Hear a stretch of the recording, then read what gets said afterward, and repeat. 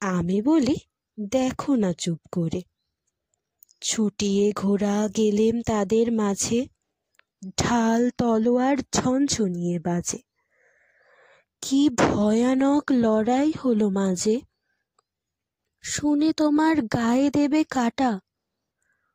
কত লোক যে পালিয়ে গেল ভয়ে, কত লোকের মাথা পড়ল কাটা। এত লোকের সঙ্গে লড়াই করে ভাবছো খোকা গেলই বুঝি মরে? আমি তখন রক্ত মেখে ঘেমে বলছি এসে, লড়াই গেছে থেমে। তুমি শুনে পালকি থেকে নেমে চুমো খেয়ে নিচ্ছ আমায় কোলে। বলছো, ভাগ্যে খোকা সঙ্গে ছিল, কি দুর্দশাই না হতো তা না হলে।